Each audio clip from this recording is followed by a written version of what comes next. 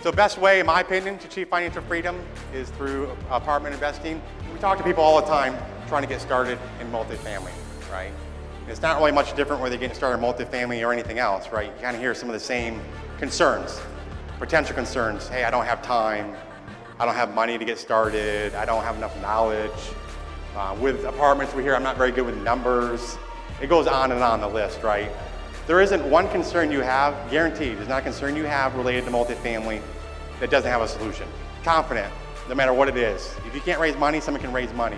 We raise money, right? So the fact is, you don't have to do everything yourself, okay? How to get started, right? People say, I don't know how to get started, or I don't know how to raise money, or whatever it might be, right? I want to start with a 2-unit. I want to start with a single family. Well, I want to tell you there's no reason that you can't start big first. So don't conform to your reality. Think big and you'll do great things, but you might need help getting there. That's the key.